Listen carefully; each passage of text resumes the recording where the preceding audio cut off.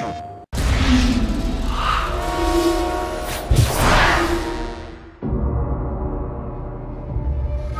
the remains of my expedition and you will have your proof. Tenzin will guide you. One of the advantages of having actors who do both the voice and the physical performance on the stage is that you get this unique energy when actors interact with each other that you just don't get when you record everybody separately in a sound booth. Hello. Oh! Whew! So much for foreplay.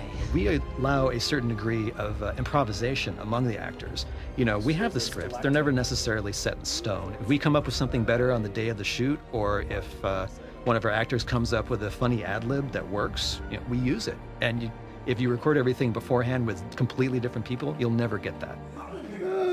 That was great. I love that. The actors and the director, the motion capture director, really kind of treat their sequences like miniature plays, and they block them as if, you know, they're performing in front of a live audience, you know, but because there is no real camera there. There's, you know, virtual cameras all over the place.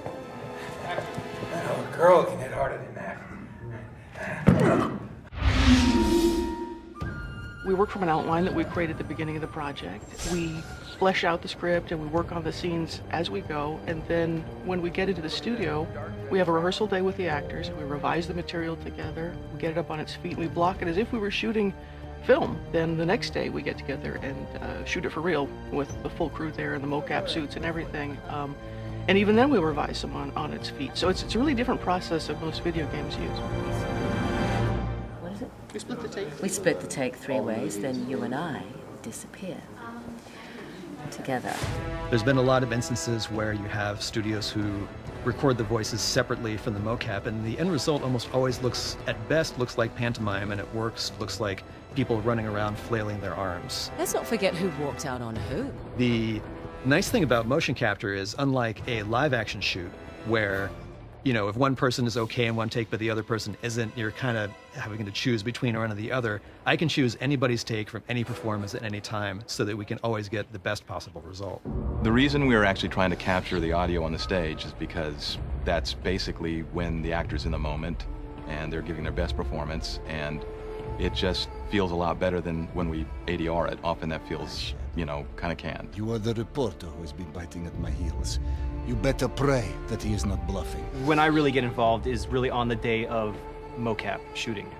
So I'm there on the stage as we're recording the scenes, shooting the scenes with the actors, and I'm listening for continuity between takes. I'm listening for the right emotional tone between the actors. I'm listening for noise. I'm listening for all kinds of pollution in the sound. And we do a bunch of takes.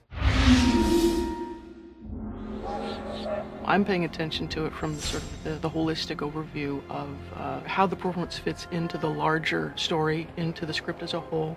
I'm listening for the writing, whether it's working, whether what's on the page is coming out on the stage. I place the cameras where I think I'm going to get the best, most effective performances out of everybody, best establishing shots, best close-ups. And when the scene calls for it, especially in the more action-oriented scenes, we always try to add a bit of a handheld feel to the whole thing as well. Once Josh has decided which takes and which masters and all the time codes of the motion capture that he's going to order, I'll stitch it together.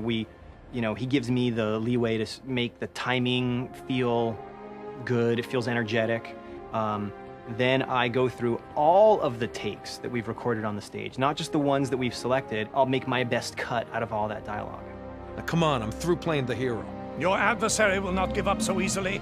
He will not stop until he possesses the thing he desires. The actors give us such great material on the stage, and when we come in, we have to complete that performance and make these characters really alive and who they are. That usually starts off with looking at what the characters are touching and what prop manipulations and how they interact with each other, and then it goes all the way up to all the fine details of, you know, how their fingers and hands are held and what their faces, the expressions and and tone and emotion of their face. It's not just the lip sync, it's the whole performance. It's what they're doing when they're not speaking as well. So when we get that performance into our computers and we can look at it from any direction, it's at that point we need to set up our camera rigs. We need to, decide where our shots are going to be from, what's going to be a close-up, what's going to be a wide or medium shot, what's going to have a wide angle or a long lens,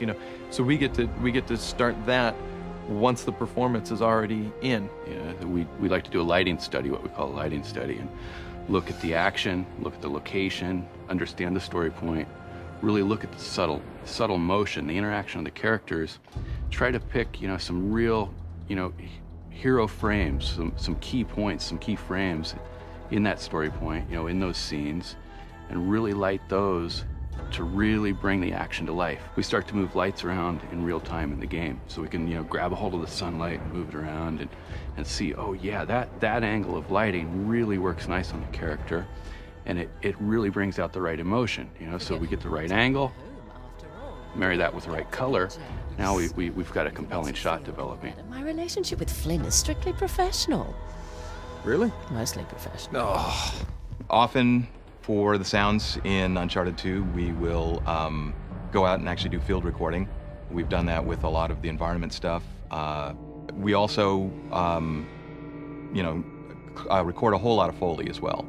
So, because we have all the characters that we have to cover, and their movesets are really, pretty extensive.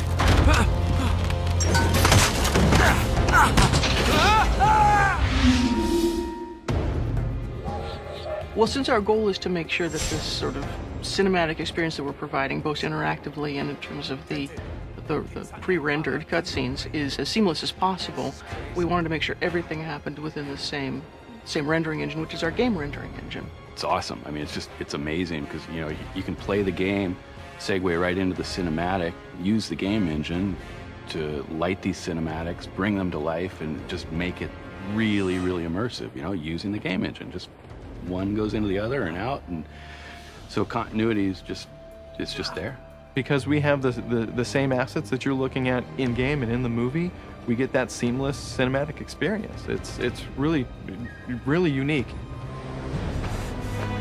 I suppose I should have quit while I was ahead. It's not just about the visceral thrill of what you're doing, it's about the emotional and the visceral thrill, and that's where having it be a character-driven story is so important. And it's great fun for the player to experience, and I look forward to it. It's a lot of fun.